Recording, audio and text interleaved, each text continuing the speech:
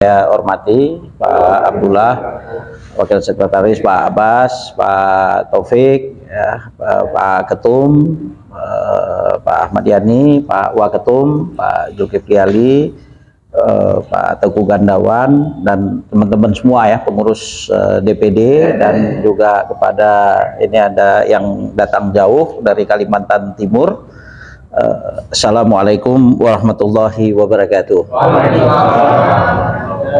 Alhamdulillah wassalatu wassalamu ala rasulillah habibina wa nabiyina Muhammad ibni Abdillah wa ala alihi wa mawalah amma ba'd.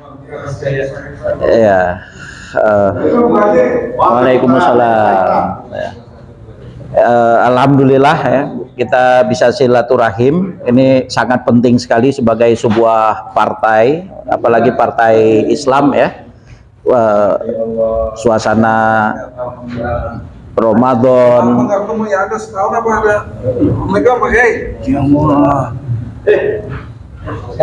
Macet perjalanan dari Cikarang ke ini. Ya. Ya, jadi ya. Alhamdulillah. Itu apa? Tadi dimakanin Pak. Bisa aja. Saya. Kemudian disium deh kan bagi-bagi tugas. Ya, alhamdulillah kita bisa silaturahim ya sebagai sebuah partai politik. Yang penting itu juga adalah membangun kebersamaan. Nah, pola-pola atau pertemuan ya seperti ya inilah ketemu liko ya, atau kalau dalam tradisi kita bahkan ada tradisi Islam itu namanya sanad. Sanad itu adalah kunci, karena dulu kalau dalam Al-Quran itu nggak ada barisnya. Bagaimana kita mengetahui bacaannya ini adalah panjang, adalah bacanya begini? Nah, itu kan rumusnya itu adalah sanad, dan itu dalam ulumul Quran itu disebut ar-rasmu tabi'un liriwayah. Tulisan itu mengikuti riwayat, mengikuti sanad. Sanad itu pasti ketemu. Dan dalam partai ini perlu ketemu, karena disparitas, jarak, gap, misinformasi kan biasa itu sering terjadi, apalagi ada faktor dari eksternal kan yang memang akan membuat disinformasi, misinformasi dan lain sebagainya. Nah, jadi tanpa ada pertemuan maka itu akan semakin berat kita untuk mewujudkan apa yang tadi disampaikan oleh Ketum itu solusinya adalah ketemu, dan dalam pertemuan itulah kita bisa membahas ya dan menyamakan persepsi. Nah, ini tantangan ini begitu berat kita tahu, dan saya perhatikan yang partai yang di parlemen ini ya itu aja kan, dari beberapa tahun yang baru itu agak susah untuk masuk gitu. Dan kita untuk menghadapi 2029 jika tidak bekerja keras, tidak mempunyai strategi yang jitu. Biasanya kalau kecil, kalau di dalam berbagai peperangan itu kan dulu kalau dalam perang Mu'tah itu 3.000 lawan 200.000 kan begitu. Khalid bin Walid tapi mampu dia untuk Roma, dan banyak sekali peperangan itu yang jumlah sedikit itu dia mampu untuk mengalahkan yang besar. Itu banyak dalam sejarah kita bisa lihat. Itu salah satu kuncinya itu adalah kalau punya strategi yang jitu. Nah, kita udah juga harus punya strategi yang jitu, karena kita banyak kekurangan. Nah, bagaimana kekurangan ini betul-betul kita sadarin dan kita pahamin, tapi kita juga bisa melihat kekurangan partai-partai yang ada dan bagaimana mencari juga potensi kekuatan kita. Jadi harus kita temukan itu, dan dalam pikiran saya ada dua hal yang kita sebenarnya bisa dan punya potensi itu peluang. Yang pertama adalah kita bergerak dari sekarang. Itu adalah kelebihan. Jadi waktu yang ada sekarang ini, suasana kekecewaan orang terhadap kecurangan pemilu itu bagaimana kita menyampaikan pesan ya kan, tadi udah disampaikan juga bagaimana para relawan khususnya dan lain sebagainya. Ini adalah waktu bagi kita untuk melakukan satu konsolidasi menguatkan Partai Masyumi dengan mengajak para relawan menjadikan satu barisan dan banyak hal yang lain ya. Jadi waktunya kita bergerak dari sekarang, itu satu. Yang kedua adalah militansi. Nah, yang kecil-kecil tadi itu, yang misalnya pasukannya Khalid bin Walid dan lain sebagainya, yang kecil-kecil itu pasti mereka militan. Selain militan tadi strategi, militan pun kalau nggak punya strategi ya kalah juga. Tapi kalau punya strategi nggak militan ya susah juga. Nah, jadi ini yang kita perlu miliki adalah bagaimana membangun militansi. Jadi anggota bisa sedikit, tapi kalau militan itu luar biasa. Ada pepatah kalau dalam bahasa Arab, wahid minna ka alfin minhum, satu dari kita seperti seribunya mereka. Jadi berarti kita bicara kualitas. Nah, kualitas udah jangan kecil, kualitasnya juga seperti kaleng-kaleng atau macam seperti kerupuk masuk ke dalam air, melembem. Nah, jadi kita bangun militansi, gunakan waktu yang ada sekarang. Dan yang namanya partai, dan ini juga agak susah, itu adalah punya satu komando, rapi barisannya itu. Ini juga perlu kan, karena kalau tidak itu agak susah kita itu. Bayangan saya diantara contoh yang terbaik itu ya seperti tentara. Mereka rapi, artinya kita bisa melihatlah karakteristik seperti begitu. Militansi ada, satu komando ada, nggak yang di bawah nanya itu. Kalau masing-masing prajurit nanya jenderal udah buyar itu, udah sulit itu.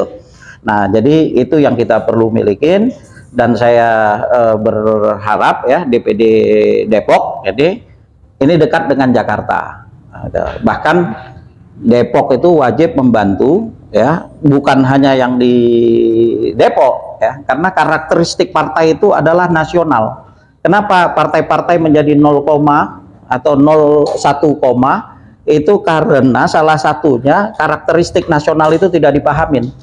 Jadi biarpun Depok bagus 100%, semua sampai ke ranting ada, semua terpenuhi, tapi kalau di Indonesia Timur kita nggak perhatikan, di Indonesia Tengah kita nggak perhatikan, itu hasilnya tetap 0, atau 1. Kenapa? Karena ukuran dari suara partai itu adalah nasional. Jadi memang kita juga berpikir, jadi kita habis-habisan di Depok, jangan berpikir jadi kita dakwahnya di Depok saja, itu juga membatasi kan. Jadi jangan berpikir, oh ya saya kan nanti jadi anggota di Depok, enggak, berarti kita mengabaikan dakwah kita yang ada di Indonesia Timur. Dakwah kita di Depok sama juga dengan dakwah kita di Indonesia Timur. Dan saya lihat Masyumi dari tahun 55, kemarin saya baca bukunya Herbert Fate itu tentang pemilu 55. Jadi kekalahan Masyumi itu dia nomor 4 dia di Jawa Timur dan Jawa Tengah, setelah PKI, NU dan PNI. Masyuminya nomor 4. Tapi kalau di DKI Masyumi nomor 1, Jabar nomor 1, Sumatera semua nomor 1, Kalimantan Barat itu nomor 1. Tapi karena Masyumi dia nomor 4 di Jawa Tengah dan di Jawa Timur secara nasional, berarti Masyumi itu kalah 400.000 sama PNI, 400 atau 500.000. Kenapa? Karena gabungan dari Jawa Timur dengan Jawa Tengah penduduknya terbanyak di Indonesia. Kalau dua provinsi ini digabung, dan kekalahan Masyumi di tahun 55 itu kita wariskan sampai sekarang. Dan sekarang kan juga begitu, menentukan presiden wakil presiden, lihat Jawa Tengah Jawa Timur. Pemenang Pilpres, lihat Jawa Tengah Jawa Timur.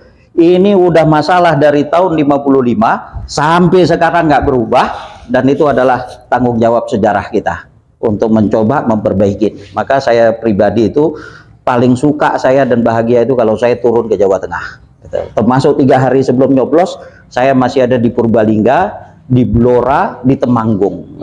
Karena memang ini harus lahan dakwah kita itu. Nah, jadi maka Depok, Pak Imam khususnya, jangan cuma berpikir kita di Depok, bagaimana Depok juga bisa membantu yang ada di Jawa Tengah atau di Indonesia Timur. Tapi itu nggak bisa dilakukan kalau Depok nggak selesai. Jadi jangan biarkan daerah Indonesia Timur mereka berpikir sendiri mencari keanggotaan, berat itu. Dari sisi finansial, dari sisi jaringan, kita harus juga berpikir di sana. Karena kita mayoritas di sini, dan cara berpikir kita adalah cara berpikir mayoritas. Kalau cara berpikir yang di sana kenapa kalah? Ya karena kita juga kurang turun di sana. Siapa dari kita yang, saya sendiri juga belum sampai itu ke Maluku. Ya, alhamdulillah Pak Abdullah, Pak Ketum udah berkali-kali ke Papua ya kan. Daerah ke sana itu belum sampai secara dakwah politik. Jangankan yang di sana di Indonesia Timur, Jawa Tengah, Jawa Timur aja dakwah politik itu masih kurang. Walau pesantren, Pak Kiai lain sebagainya banyak kan, tapi pemenangnya adalah PDIP ya di situ. Itu kan menunjukkan dakwah politik masih kurang, apalagi di Indonesia Timur. Mungkin itu aja, banyak yang harus kita lakukan, dan mari kita sama-sama niatkan ini adalah sebagai tabungan kita di hari akhir nanti ya. Itu yang kita cari ya, karena ini kan semuanya adalah fana ya, sementara, tapi insya Allah semoga Allah ridhoi. Kalau bagi saya mudah bagi Allah untuk apa yang kita inginkan, itu menang ini lain sebagainya, mudah itu akan terjadi, sangat mudah dengan caranya. Tapi itu belum diberi oleh Allah, mungkin masih banyak kesalahan di kita, karena yang dicari itu masih jabatan, pangkat, dana, dan lain sebagainya, belum mempersembahkan semua ini adalah untuk izul Islam wal muslimin, untuk mencari ridhonya. Jadi kalau itu belum ada, maka Allah juga menunda untuk memberikan kemenangan kepada kita, karena semuanya sudah ditentukan.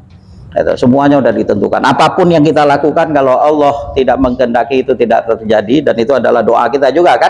Allahumma la mani'a lima a'taita wa la mu'tiya lima mana'ta. La mani'a lima a'taita. Jadi apapun yang kau kasih, apapun yang kamu berikan, tapi kalau Allah tidak menghendaki, itu nggak bisa juga. Kan begitu. La haula wala quwata illa billah itu kalau diterjemahkan secara afirmatif itu kan dua kata yang negatif. La-nya kan ada dua itu kan.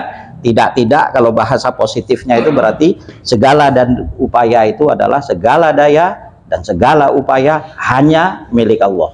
Kan itu dua kalimat yang negatif kalau diubah menjadi kalimat yang afirmatif, begitu. Mungkin itu aja. Assalamualaikum warahmatullahi wabarakatuh.